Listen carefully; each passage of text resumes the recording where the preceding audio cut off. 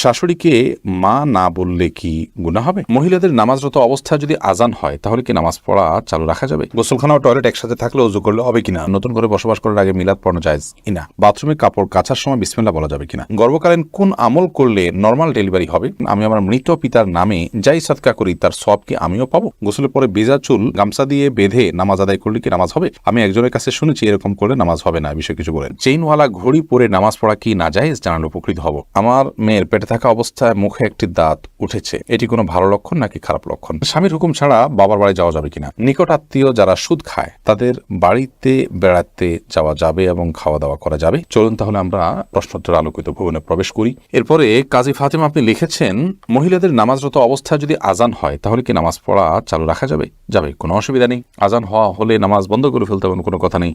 আপনি নামাজ পড়ছেন, ইতিমধ্যে আজান শুরু হয়ে গেছে, আজান মুয়াজ্জিন সাহেব দিতে থাকুক, এদিকে আপনার নামাজ আপনি কন্টিনিউ করতে থাকেন, কোনো সমস্যা নেই।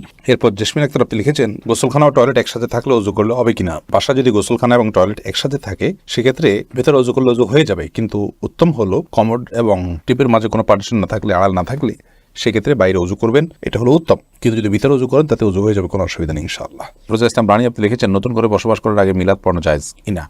নতুন করে বসবাস করার আগে কোনো মিলাদ পড়াবেন না, এরকম কোনো নির্দেশ কোনো হাদিস আমাদেরকে দেয়নি। আপনি নতুন ঘরে ওঠার সময় বিসমিল্লাহ বলে আল্লাহর নাম নিয়ে উঠে যাবেন, এর জন্য আলাদা কোনো আনুষ্ঠানিকতা আপনাকে করতে হবে, কোনো বাধ্যবাধকতা নয়। হ্যাঁ, আশপাশের লোকজন বা এলাকার মানুষ কিংবা আত্মীয় স্বজনকে ডেকে আপনি দাওয়াত খাওয়াতে চান আপনার খুশি একটা উপলক্ষে, সেটা সম্পূর্ণ আপনার ব্যাপার, শরীয়তের কোনো বিশেষ নির্দেশ নাই। আর এর জন্য মিলাদের আয়োজন করতে হবে কোনো নির্দেশ ইসলাম আমাদেরকে করেনি। শিরিনা বেগম আপনি লিখেছেন, পুরুষের কি রূপার আংটি পড়তে পারবে? জি, পুরুষের রূপার আংটি পড়তে পারবে এবং এটি বিভিন্ন বর্ণনা দ্বারা সাব্যস্ত হয়েছে। এরপরে নুসরাত মাহি আপনি লিখেছেন, আমি আমার মৃত পিতার নামে যাই সাদকা করি তার সওয়াব কি আমিও পাবো? আপনার মৃত পিতার নামে যে সাদকা আপনি করবেন, আশা করা যায় আল্লাহ রাব্বুল আলামিন আপনাকেও এক্সট্রা হিসাবে তার সাদকার সওয়াব দিবেন। কারণ আপনি যেহেতু পরিশ্রম করেছেন, আপনি যেহেতু কষ্ট করেছেন, আল্লাহ রাব্বুল আলামিন সেজন্য আপনাকে বঞ্চিত করবেন না। কারণ আল্লাহ রাব্বুল আলামিন কাউকে তার পরিশ্রমকে পণ্ড বা ব্যর্থ হতে দেন না, যতক্ষণ পর্যন্ত সেটি আল্লাহর সন্তোষের জন্য হবে এবং সঠিক নিয়মে হবে। এমনি ফরাদ হোসেন আপনি লিখেছেন, বাথরুমে কাপড় কাচার সময় বিসমিল্লাহ বলা যাবে কিনা? বাথরুমে কাপড় কাচার সময় বিসমিল্লাহ বলবেন, বিশেষ করে যখন কমোডের সাথে আপনার ওই জায়গার পার্টিশন থাকবে। যদি পার্টিশন না থাকে তাহলে ওযুর সময় যেরকম মুখে বিসমিল্লাহ বলা নিষেধ, অনুচিত, মাকরু, ঠিক একইভাবে এখানেও মুখে বিসমিল্লাহ বলবেন না, মনে বিসমিল্লাহ বলে কাপড় কাচবেন। মাই হামাদ আপনি লিখেছেন, গর্ভকালীন কোন আমল করলে নর্মাল ডেলিভারি হবে? গর্ভকালীন সময় এরকম কোনো বিশেষ আমলের কথা কোন হাদিসে বলা হয়নি যে আমল করলে নর্মাল ডেলিভারি হবে। তবে হ্যাঁ, গর্ভ যাতে নর্মালভাবে হয়, অপারেশন করতে না হয়, সেজন্য আল্লাহর রহমতের কাছে আপনি সাধারণভাবে দোয়া করতে পারেন। আর দান এবং সাদাকা এটা মানুষকে কঠিন কোনো পরিস্থিতি থেকে উত্তরের পথ দেখায়, বিধায় এরকম পরিস্থিতিতে আপনি কিছু দান সাদাকা করতে পারেন এবং বিশেষভাবে ইস্তেগফার, দুরূদ সহ যে আমলগুলো বান্দার খুব কঠিন সিচুয়েশনে পড়লে আল্লাহ তাআলা তার জন্য বিষয়টিকে সহজ করেন, সে আমলগুলো আপনি বিশেষ করে করবেন। আল্লাহ তাআলার কাছে সাধারণভাবে দোয়া করতে থাকবেন। এছাড়া সুনির্দিষ্ট কোনো দোয়া বা আমল কোন হাদিস আমাদেরকে শেখায়নি যেটার মাধ্যমে নর্মাল ডেলিভারি হবে। মিথিলা মলি আপনি লিখেছেন, রাস্তার পাশে কবরস্থান থাকলে নাপাক অবস্থায় গেলে কি গুনাহ হবে? রাস্তার পাশে যদি কবরস্থান থাকে তাহলে সেই কবরস্থানে আপনি নাপাক অবস্থায়, অর্থাৎ আপনার ওযু নাই অবস্থা আপনি প্রবেশ করলেন, কোনো অসুবিধা নেই, আপনি জিয়ারত করতে পারেন। কবর জিয়ারত করার জন্য যে আপনাকে ওযু অবস্থায় থাকতে হবে এরকম কোনো বাধ্যবাধকতা নেই। এক নিমিষে আইডি থেকে আপনি লিখেছেন, মেয়েদের পায়ে কি স্বর্ণের নূপুর পরা যাবে? যাবে, কোনো অসুবিধা নেই। মেয়েরা স্বর্ণ বা রূপা যে কোনোটি পড়তে পারে, তো সেক্ষেত্রে স্বর্ণের নূপুর পড়বেন না রূপার নূপুর পড়বেন সেটা আপনার বিষয়। স্বর্ণ এবং রূপা এটা শরীরের কোনো অঙ্গ প্রত্যঙ্গে পড়তে নিষেধ, এমন কোনো কথা নেই। বিধায় মেয়েরা মাথায়, হাতে, কানে যেরকম স্বর্ণ পড়তে পারেন, ঠিক একভাবে পায়ে নূপুর হিসাবে স্বর্ণ ব্যবহার করতে পারেন, কোনো অসুবিধা নেই। জারিফা জান্নাত আপনি দেখেছেন, গোসলের পরে ভেজা চুল গামছা দিয়ে বেঁধে নামাজ আদায় করলে কি নামাজ হবে? আমি একজনের কাছে শুনেছি এরকম করলে নামাজ হবে না, বিষয় কিছু বলেন না। এরকম করে নামাজ হবে না এমন কোনো কথা নেই। আপনি একজন নারী হিসেবে আপনার পুরো শরীর আপনাকে ঢেকে নামাজ পড়তে হবে, শুধুমাত্র মুখমণ্ডল এবং দুই হাতের কবজি আপনি খোলা রাখবেন, এর বাইরে অন্য কোনো শর্ত নেই। আপনি গামছা দিয়ে ঢাকেন বা গামছা দিয়ে বেঁধে তার উপর দিয়ে অন্য একটা কাপড় দিয়ে ঢাকেন, কোনো অসুবিধা নেই। আইরিন সুলতানা মাহি আপনি লিখেছেন, টেপে ওযু করলে নিচে বালতি থাকে, ফলে ওযুর পানি বালতিতে পড়ে, সে পানি কি টয়লেটের কমোডে ঢালা যাবে? ঢালা যাবে, কোনো অসুবিধা নেই, বরং ঢালাটাই উত্তম। বিশেষ করে কমোড পরিষ্কারের জন্য, টয়লেট পরিষ্কারের জন্য বা কোনো গাছ ইত্যাদি থাকলে সেগুলোর গোড়ায় পানি দেওয়ার জন্য, যে কোনো কাজে আমরা এই পানিটা ব্যবহার করাই উচিত। কারণ ওযুর যে পানিটা, এই ব্যবহৃত পানিটা এটা অন্য কাজে লাগানোটা কোন হাদিসের দৃষ্টিকোণ থেকে কোনো নিষিদ্ধ কিছু নয়, এটা নাপাক নয়।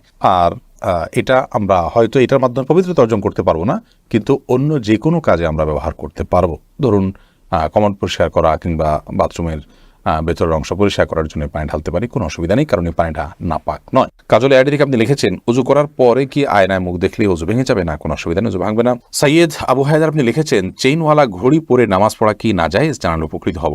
না, চেইনওয়ালা ঘড়ি পরে নামাজ পড়লে যেটা নাজায়েজ হবে এমন কোনো কথা নেই। আমির হামজা আপনি ইউটিউব চ্যানেলে আমাদের প্রশ্ন করেছেন, আমার মেয়ের পেটে থাকা অবস্থায় মুখে একটি দাঁত উঠেছে, এটি কোনো ভালো লক্ষণ নাকি খারাপ লক্ষণ? সন্তান গর্ভে থাকা অবস্থায় যদি মুখে দাঁত উঠে সেটা কোনো খারাপ বা ভালো লক্ষণ নয়। এটার ডাক্তারি কোনো ব্যাখ্যা আছে কিনা সে ব্যাখ্যা আপনি জানার চেষ্টা করবেন। এর বাইরে এটাকে অন্তত কুলক্ষণ মনে করার কোনো সুযোগ নেই, কারণ ইসলাম আসলে কোনো কুলক্ষণে বিশ্বাস করে না। এরপরে মার্জিয়া শেলি আপনি লিখেছেন নিকট আত্মীয় যারা সুদ খায় তাদের বাড়িতে বেড়াতে যাওয়া যাবে এবং খাওয়া দাওয়া করা যাবে। নিকট আত্মীয় যারা সুদের সাথে জড়িত তারা তো হারামের সাথে লিপ্ত, আল্লাহ তাআলা মাফ করুন। এই সুদের সাথে জড়িত হলে, হারামের সাথে যদি লিপ্ত থাকে, তাদের উপার্জন শুধুই হারাম হয়, তাহলে সেক্ষেত্রে তাদের বাড়িতে আপনি যেতে পারেন, কিন্তু তাদের খাওয়া দাওয়াটাকে কৌশল আপনি অ্যাভয়েড করবেন। আর যদি তাদের অন্য হালাল উপার্জন থাকে তাহলে সেক্ষেত্রে হালাল উপার্জন পরিমাণ বেশি থাকলে আপনি সেখানে খেতে পারেন। আর যদি হারাম উপার্জন পরিমাণ বেশি থাকে, হালাল উপার্জন পরিমাণ কম থাকে, তাহলে খাবেন না। আর যদি তিনি সুনির্দিষ্ট করে হালাল উপার্জন থেকেই দিয়েছেন আপনি জানেন, তাহলে সেক্ষেত্রে সেটা অবশ্যই খেতে পারেন। সাবির ইয়াসমিন জানাত আপনি লিখেছেন স্বামীর হুকুম ছাড়া বাবার বাড়ি যাওয়া যাবে কিনা?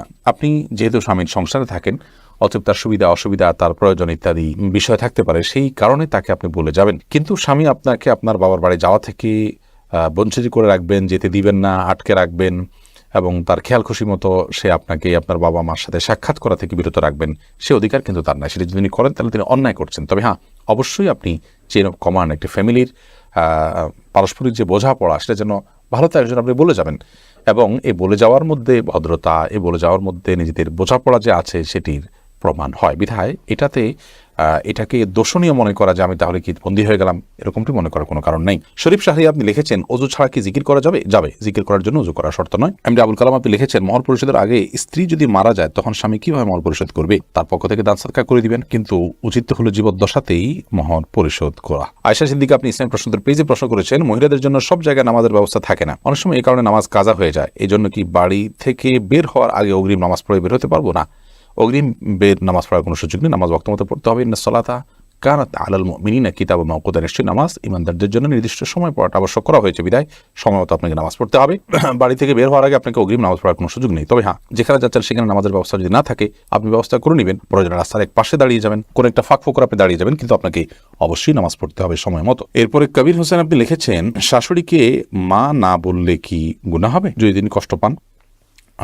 শাশুড়িকে মা বললে তো গুনাহ হবে না, কারণ এটা তো আপনি গর্ভধারণকারিণী মা হিসাবে তাকে আপনি মা সম্বোধন করছেন, এটা সম্মানসূচকভাবে মা হিসাবে আপনি তাকে আখ্যায়িত করছেন। কারণ আপনি আপনার মায়ের নাম যেখানে সেখানে লিখতে হয় সেখানে শাশুড়ির নাম কোথাও লেখেন না, তার মানে আপনি তাকে আপনার গর্ভধারণকারিণী মা হিসাবে স্বীকৃতি দিচ্ছেন না, বিধায় তাকে মা বলাতে কোনো অসুবিধা নেই। বললে তিনি কষ্ট পান তাহলে সেক্ষেত্রে এরকম তো আর কথা নয়। যদি এরকম হয় তাহলে সেক্ষেত্রে আপনি বলবেন না। আপনি লিখেছেন প্রশ্নে শাশুড়িকে মা না বললে কি গুনাহ হবে? না বললে তো কোনো গুনাহ হবে না। আপনি প্রশ্ন করার কথা যে মা বললে কি গুনাহ হবে কিনা, না বললে তো গুনার কিছু না। আপনি শাশুড়িকে আন্টি বলেন বা অন্য কিছু বলেন, তাতে কোনো অসুবিধা নেই।